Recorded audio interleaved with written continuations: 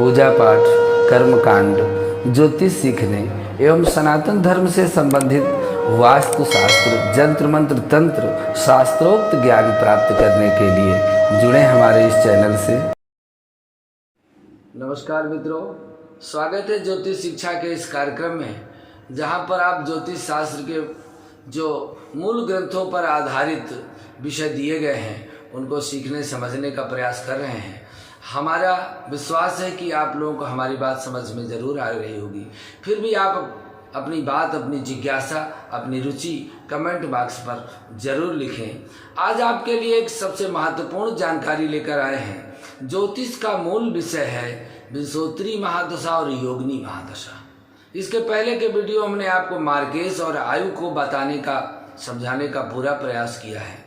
आज आपके लिए योगिनी महादशा की जानकारी लेकर के आए हैं। योगिनी 8 होती है। योगिनी महादशा का एक संपूर्ण चक्र 36 वर्ष में पूरा हो जाता है। इसके बाद उसकी फिर पुनरावृत्ति होती रहती है। केतु को छोड़कर बाकी सभी ग्रह एक एक योगिनी के स्वामी होते हैं। योगिनी दशा की कुल अवधि 36 वर्ष की होती है, जबकि विंशोत्तरी दशा की अवधि 120 वर्ष की होती है। भ्रामरी दशा अश्विनी नक्षत्र में होती है। इसके बाद सभी नक्षत्रों में एक एक योगिनी की दशा, अतः 8 जन्म नक्षत्रों के बस में पुनः जन्म नक्षत्रों की आवृत्ति होने लगती है। योगिनी दशाओं के नाम और जो फल हैं उनको हम बताने का प्रयास करते हैं। पहली दशा योगिनी महादशा में मंगला की महादशा होती है। यह 1 वर्ष की होती है। इसकी अवधि 1 वर्ष है। इस दशा में मन पवित्र होता है, धार्मिक कार्यों में रुचि होती है, देव पूजन सत्संग होता है, पुराण कथाओं में सम्मिलित होते हैं और सुख वैभव की प्राप्ति होती है, रत्नाभूषण की प्राप्ति होती है, घर में मंगल कार्य होते हैं। जैसा कि इसका नाम ही मंगला है, तो यह घर में मंगल कार्यों को देने वाली है और इसके आने से समाज में मान सम्मान प्रतिष्ठा की वृद्धि होती है।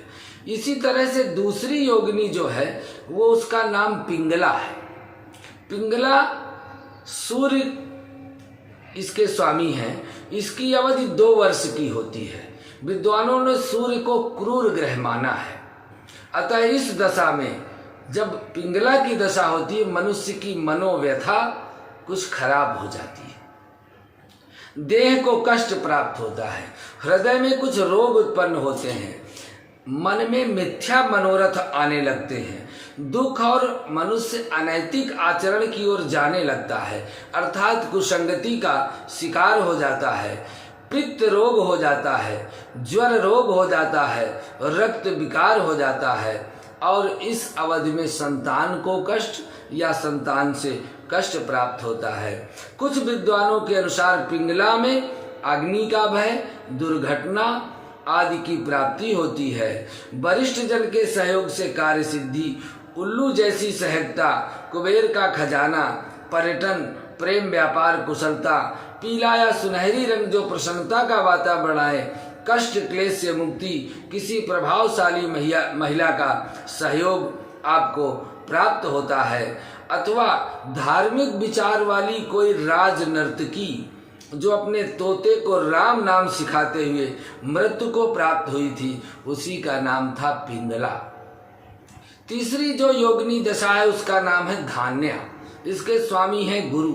इसकी अवधि वर्ष है 3। धान्या का दशा का संबंध गुरु से होने से धन धान्य की जीवन में वृद्धि होती है, उन्नति होती है, सुख शांति होती है। प्राचीन ग्रंथों में धान्या को मधुर, शीतल, स्वादिष्ट, स्वास्थ्यवर्धक, उत्तम भोजन माना है, किंतु मतांतर में कहीं कहीं धान्या का अर्थ कसैला भी होता है।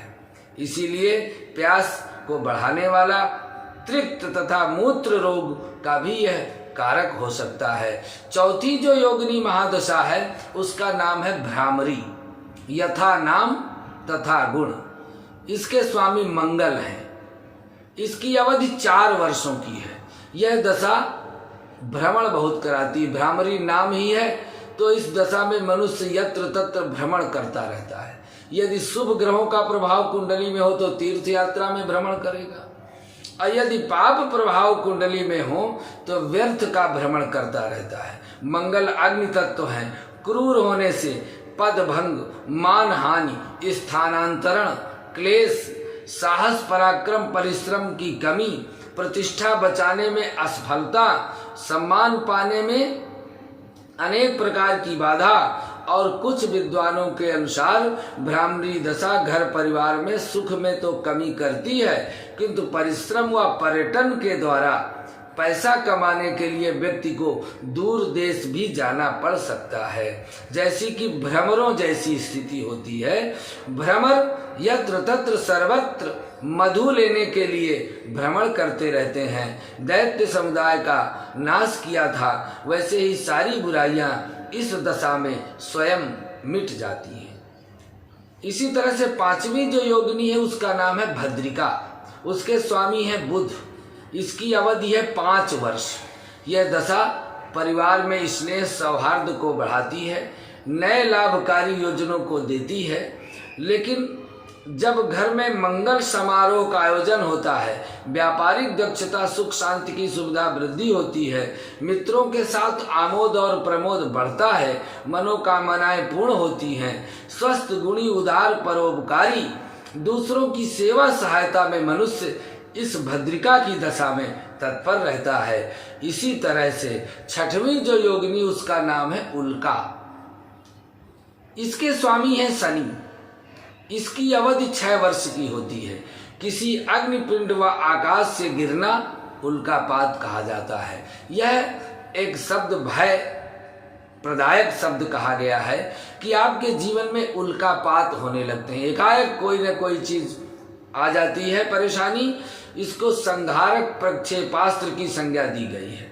यह दशा धन तथा वाहन के सुख को नष्ट करती है, उन्नति में बाधा उत्पन्न करती है, और मनुष्य राजा के कोप का भाजन हो जाता है, प्रतिष्ठा में हानि होती है, परिवार में मतभेद होने लगता है, घर में विरोध होने लगता है, और शत्रु हमारे ऊपर दबाव बना लेते हैं, उपद्रव होता है, कष्ट होता है, और कभी कभी तो अग्नि का भय और दुर्घटना भी होती है। इसी तरह से 7वीं जो योगिनी है उनका नाम है सिद्धा। यह इसके स्वामी शुक्र है। ये सभी कार्यों को सिद्ध करने वाली है। इस दशा में विद्वानों ने धन, विद्या, सफलता, संपत्ति देने वाली दशा माना है, सुख सौभाग्य वृद्धि करने वाली माना है, और बच्चों के विवाह आदि मांगलिक कार्य के लिए माना है। सिद्ध महात्माओं की कृपा मनुष्य को इस दशा में प्राप्त होती है। इसीलिए इसको यदि कोई इस सिद्धा की दशा में कोई मंत्र जाप करता है तो उसको सिद्ध हो जाता है। इसीलिए इसका नाम सिद्धा है। उपासना करके संकट जो मिटाना चाहते हैं, ऐसी बनारस की माँ भगवती संकटा देवी की आराधना का समय आता है संकटा की दशा में। संकटा 8वीं देवी है, 8 वर्ष की होती है, और यह इसके स्वामी राहु है। यह दशा धन, मान, यश तथा पद प्रतिष्ठा को हानि पहुंचाती है। मनुष्य को चोरी, अग्निभय, उपद्रव के कारण धन संपदा का नाश होता है। मिथ्या मनोरथ, देह की दुर्बलता, कारागार का बंधन, स्वर्ण की चोरी, क्लेश, आयुष्य में बाधा, और राजा के द्वारा बंधन या राजदंड का योग बनाती है। इसलिए लोभ और स्वार्थ के वशीभूत होकर के नीति के विरुद्ध काम करने को प्रेरित करती है, जिसके कारण संसार में अपकीर्ति होती है, कलंक लगता है।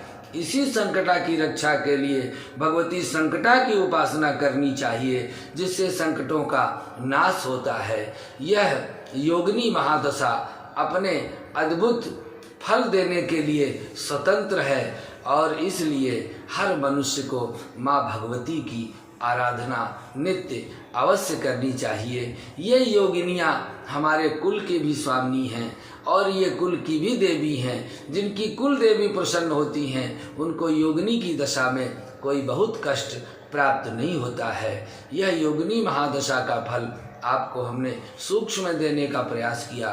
फिर भी यदि आपके मन में इस विषय में और कोई जिज्ञासा है तो आप कमेंट में लिख सकते हैं। आपके प्रश्न का उत्तर अपने विवेकानुसार हम देने का पूरा प्रयास करेंगे। आज के लिए बस इतना।